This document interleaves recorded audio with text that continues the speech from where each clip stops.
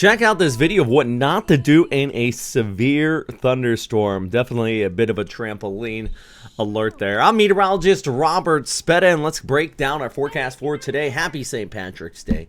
I got my green on here for you. Let's first off, big thing going on in the Western Pacific. Yeah, two things in the picture here. One, there's broad circulation trying to develop towards the south of Guam, and plus another cold surge that's going to be setting up midweek, bringing in increased showers along the east coast of the Philippines, even all the way back towards Guam here, and also back into Taiwan as well. But for now, here on our Monday, fine, not much cloud cover out there. Actually, it's pretty dry and relatively warm. Take a look at the broader picture here. You can see what I'm talking about. There's our shear line kind of extending all the way like that, and our next storm system's not going to be developing here until about Monday over towards Tuesday, and then you'll start to see the next cold surge on the back side of it. So real quick, main points: cold surge is going to push south through the week. The week here, watching that long range threat in the tropics, as I mentioned, that broad circulation south of Guam, and overall dry and relatively warm weather. I mean, we're still got heat into seasons in the mid-30s, so something to just keep in mind. Fatigue still possible if you're outside for an extended period of time. I know that this time of year, as we get into those quote-unquote summer months, you really don't venture out, especially out here in the Philippines, until after sunset. So something to just keep in mind here as things continue to warm up. But let's get back to our broader picture here and kind of show you what the forecast is looking like with our hour-by-hour futurecast. These graphics courtesy of Metro Weather's Weatherscape, kind of showing that broad circulation I was just talking about way down here. And then as we go ahead through the midweek, there's our high-pressure ridge that starts to move in over Okinawa, ushers in our next cold surge, which brings those easterlies, northeasterlies here across the Philippines. Hopefully it's going to be one of the last big events with this, by the way.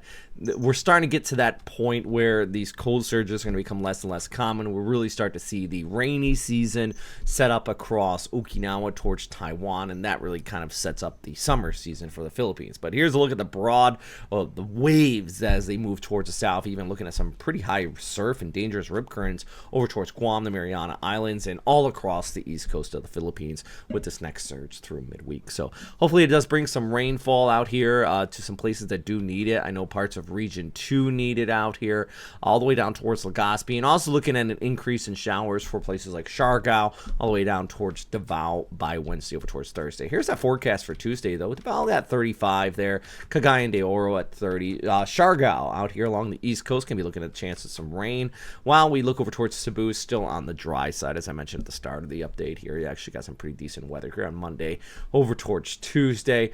Back towards the north with that incoming surge, you could see some showers over towards Legazpi. I think is really going to pick up more so for Wednesday for you. While all the way back here towards northern Luzon, yeah, increase in cloud cover by Tuesday night over towards Wednesday for a good portion of this area.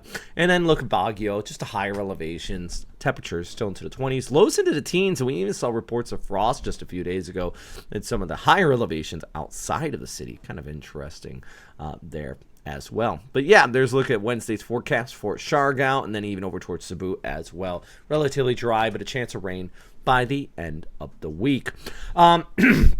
Before I let you go, though, I do want to quickly say a big shout out to our Patreon members. Thank you very much, guys, for continuing to support this channel as always. But also, I want to show you what's happening in the long range here according to the GFS guidance. And yeah, this one has been showing that area south of Guam trying to develop at least into a low pressure area, increasing showers by, well, let's look at this one more time.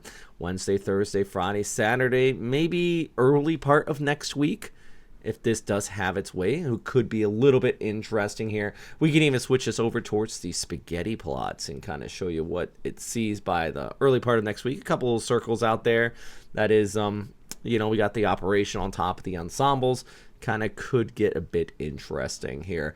Also, final note, La Nina watch still in place according to Pagasa. We are still in an El Nino, which means relatively dry weather across the Southwest Pacific, but still, we're going to be watching the tropics here. We haven't had a named storm yet. It's kind of interesting.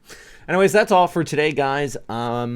just wanted to keep you posted on what's happening out here across the tropical Western Pacific. As always, if you have any questions or anything like that, please let me know. That's what I'm here for. I'll try to answer them as best as possible. And it's number one thing, of course, is stay safe out there.